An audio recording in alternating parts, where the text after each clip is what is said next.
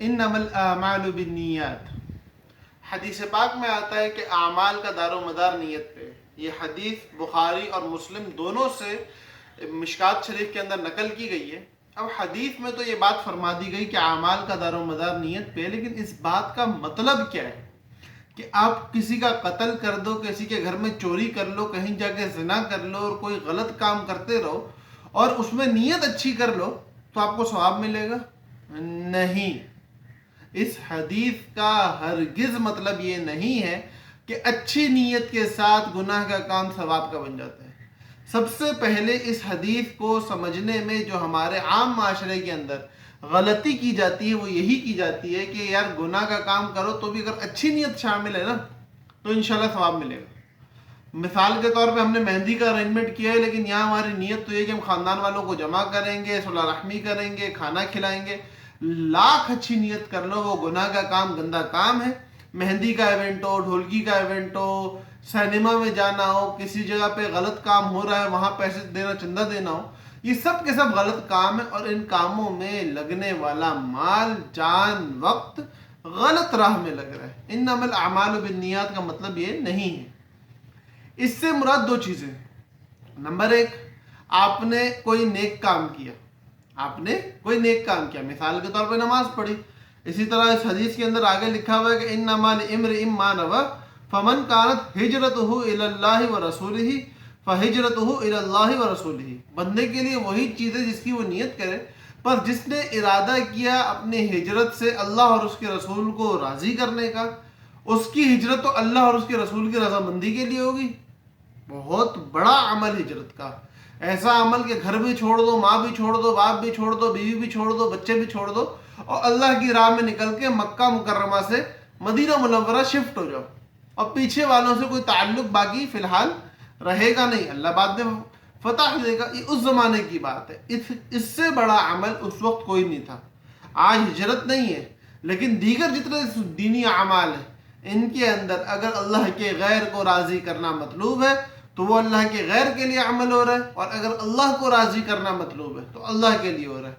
ہجرت جیسے عمل کے لیے جناب نبی کریم صلی اللہ علیہ وسلم فرما رہے ہیں فَمَنْ كَانَتْ هِجْرَتُهُ إِلَى اللَّهِ وَرَسُولِهِ فَهِجْرَتُهُ إِلَى اللَّهِ وَرَسُولِهِ وَمَنْ كَانَتْ هِجْرَتُهُ إِلَى دُنْيَا. اور جس شخص کی ہجرت دنیا کی طرف ہے يُصِيبُهَا، اس کو دنیا مل جائے گی. وَمَنْ كَانَتْ هِجْرَتُهُ إِلَى دُنْيَا يُصِيبُهَا أَوْ إِمْرَأَةٍ، یا کسی عورت کی وجہ سے آ رہا ہے تو يَتَزَوَّجُ بِهَا، اس عورت تو اس کی شادی ہو جائے گی.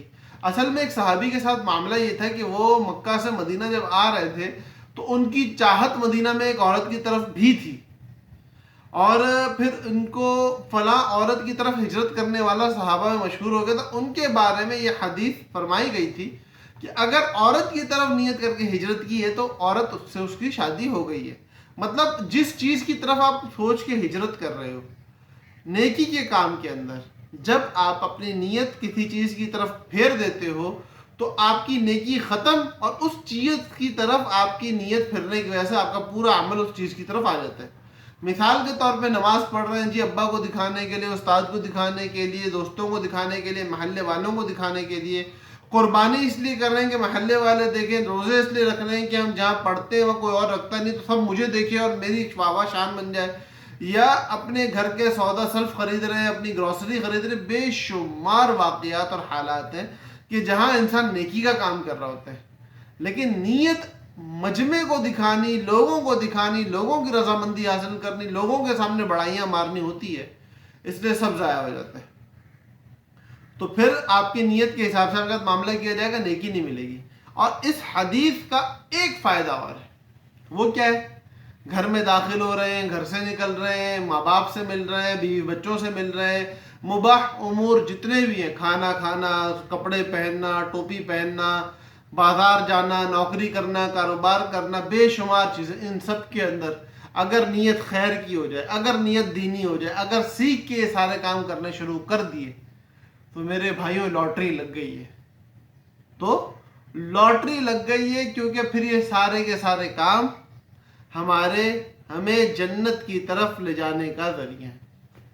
کیونکہ انمل اعمال بالنیات، سارے مباح کام اچھی نیت کے ساتھ عبادت، اور سارے مباح کام بری نیت کے ساتھ ضلالت بن جاتے ہیں. اس کی بہت لمبی چوڑی تفصیل ہے، اس چھوٹے سے پیغام کے اندر اتنی وسعت نہیں ہے کہ ساری باتیں بیان کی جائیں. اس وقت صرف بات کرنے کا مقصد یہ تھا کہ اللہ پاک نے متھا دے رکھا ہے، عقل دے رکھی ہے، اس کو استعمال کرو اور بات کو سمجھو.